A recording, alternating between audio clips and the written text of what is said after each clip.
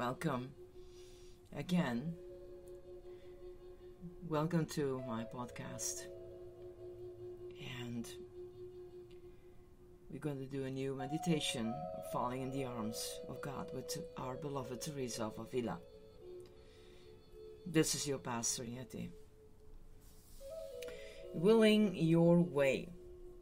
Whoever tries to grasp too much loses everything.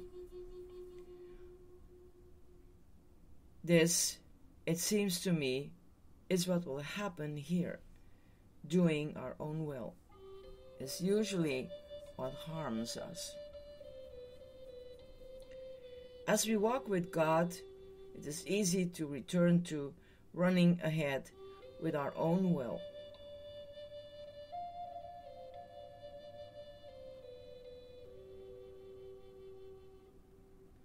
Our ever eagerly mind can place before us all sorts of plans, and it can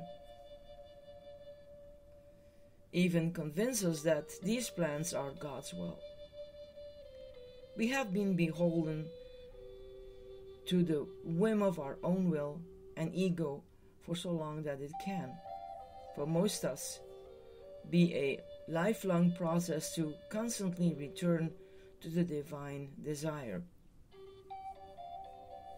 For some, like St. Paul, a lightning bolt strikes, or for others, a permanent flash of enlightening occurs.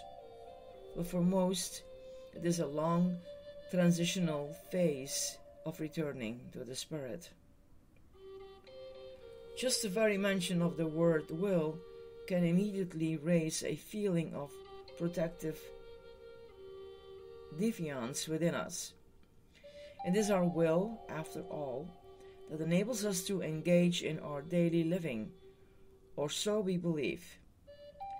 But we also witness our will guiding us into situations that either do not evolve as we would like, or simply crumble despite all our efforts. We can then experience either anger or a sense of deflation and helplessness, as we simply do not get what we want.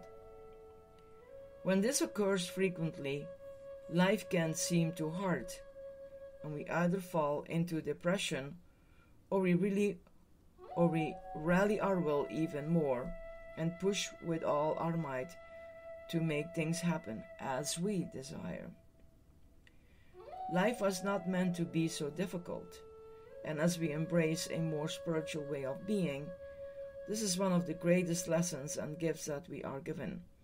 In receiving this gift, we need to detach from the old way of doing with our smaller or egoistic will, and to move into the newness of being with our larger or divine will. We need to realize that the small will is not being annihilated. It is simply being brought into alignment with a larger will. We will employ it in our daily lives. Only now it is in service to a greater love and desire. God desires for us to experience the purity of love that we are. This is His will, Teresa said. We can travel along many routes in rediscovering this purity, and not all will be of our choosing. If we can remind ourselves of this ultimate divine desire, however, we can more easily lay down our will and surrender it to love. If we become forgetful, as many of us are apt to, Teresa said, then little by little our connection with God becomes obscured. We will find the mind traveling in all directions with all sorts of wondrous plans for us. We will find our desire to spend time with God lessening, and our self-absorption will dramatically increase and correspondingly our love for others will decrease. Slowly, we slip back into the desire of our will. But do not fret, she said, for even though we make ourselves deaf to God's calling, He never ceases to speak our name. Even when we erroneously think we are doing His will, He will send His light to gently bring us back. But how do we know when it is the divine will? Teresa said that we should constantly ask for it to be so, saying, "Thy will be done," and to take note of our soul. If we find that we are inclined to love more and to have compassion for our fellow beings, and if we do not raise ourselves above others, then we are coming closer to divine love and will.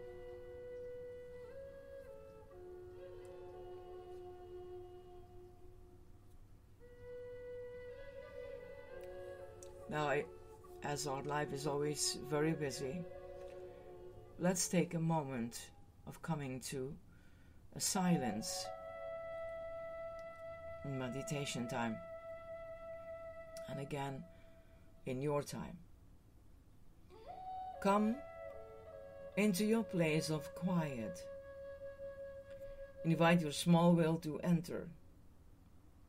Allow it to speak any frustrations, anger, or desires. Give these feelings love.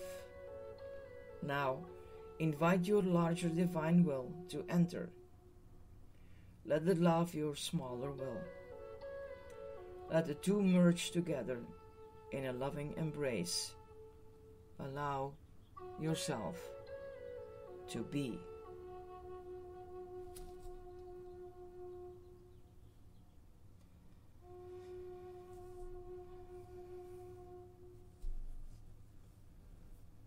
Rushing through life, wanting what we want, if you're honest, it will not always work out.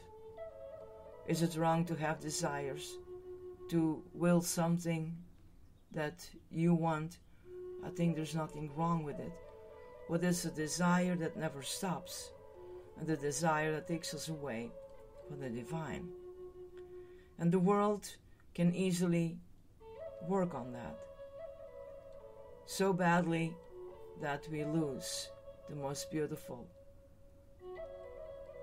relationship ever given to us. May God bring you peace and restoration, and may indeed, as you check on your soul, say the words, "Thy will be done," and write it down how it unfolds Himself.